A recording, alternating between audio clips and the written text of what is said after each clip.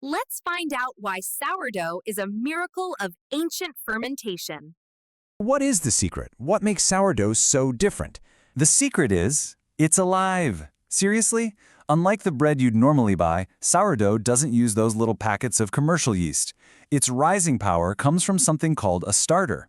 And you can think of that starter as a bubbling, living little ecosystem of wild yeast and good-for-you bacteria all working together to make the bread rise. The starter is without a doubt the most important part. It's the engine of the whole operation. And the crazy part is, it's just flour and water. You just mix them together and let nature do its thing. You're basically inviting wild yeasts and bacteria that are already in the air and on the flour to move in and start a community. Making a starter sounds super intimidating, but it's actually this beautiful natural process. You start with just flour and water. You leave it out, and wild yeast floating in the air finds it. Then, beneficial lactic acid bacteria show up to the party. You just have to feed it with more flour and water every day, and after about a week or so, boom, you've got this bubbly, active, living thing that's ready to make bread. This sign shows the basics of how to make the starter. It just takes a few simple steps, and you'll be baking fresh bread in no time. Step 1. Mix 30-gram flour and 30-gram water. Cover loosely and leave in a warm spot. Step 2. Once a day, discard half, feed flour and water. Stir well. Step 3. On day 7, it should be bubbly, smell tangy. Time to bake. Step 4. Store in fridge. Feed once a week with flour and water to keep it happy. Okay, to really get one of the biggest arguments for sourdough, we gotta talk about something called phytic acid. Now, stick with me here. It's basically this compound found in grains that scientists sometimes call an anti-nutrient because it can latch onto minerals and stop our bodies from actually absorbing them. And this is where that slow sourdough fermentation process becomes the hero of the story. See, in your average loaf of bread, that phytic acid keeps all these valuable minerals like iron and zinc kind of locked up.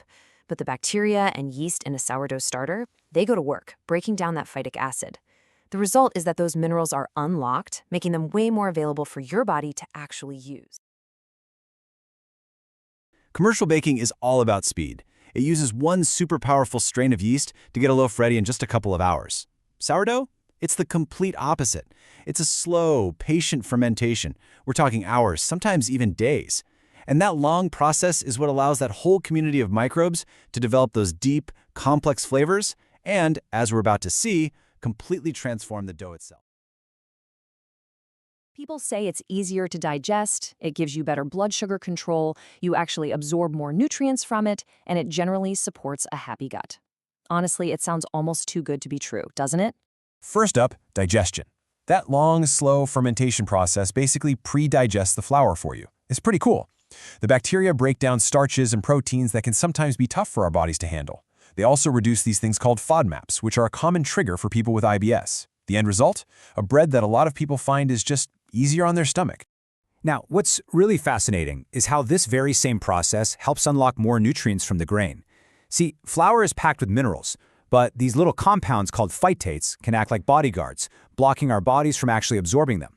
Well, the bacteria in sourdough break down those phytates, making it way easier for your body to get a hold of all that good stuff like iron, zinc, and magnesium.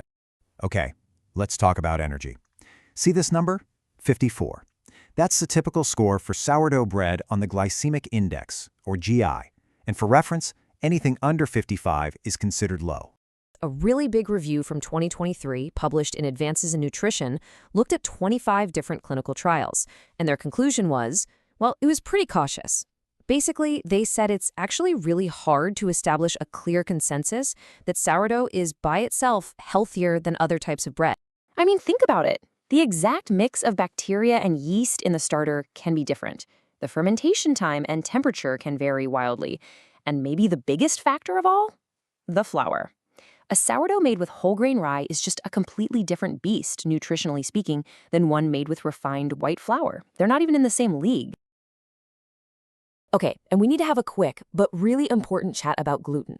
The fermentation does break down some of the gluten, which is why some people with a mild sensitivity find it easier to digest. But, and this is so important, let's be crystal clear. Sourdough is not gluten-free. It still contains gluten, so for anyone with celiac disease, it is absolutely not a safe option. Sourdough is not a miracle food. Let's just get that out of the way. The science is way too inconsistent to make that kind of claim. But an authentic, whole grain, traditionally made loaf, yeah, that's almost certainly a more mindful and potentially healthier choice than your standard mass-produced white bread that's loaded with preservatives and additives. So if you're out shopping and you want to find the real deal, here's your cheat sheet. Look at the ingredients. It should be ridiculously simple. Just flour, water, and salt. That's it. If you see yeast listed as an ingredient, that's commercial yeast, not a true starter. And you definitely don't want to see a long list of preservatives. Look for the words sourdough starter or culture. That's your sign that it's authentic. Sign 1. After feeding, should double within 4 to 6 hours. Sign 2. Drop a spoonful into water to see if it floats. Sign 3. Smells tangy. Sign 4. Shows airy texture. Get all ingredients ready. Mix the starter and water well. Add the flour and salt. Knead until a dough forms, then cover and let rest for 90 minutes. Lift and turn dough 3 times. Repeat every half hour. Shape and put into a banneton to rise for an hour until double. Preheat oven to 220 Celsius. Score and place in Dutch oven with lid on. Bake for 45 minutes on 210 Celsius. Remove the lid and reduce to 200 Celsius for a further 20 minutes. Oh, the smell alone tells you this is infinitely better than any commercial bread. The texture, the flavor, it's just superior in every way.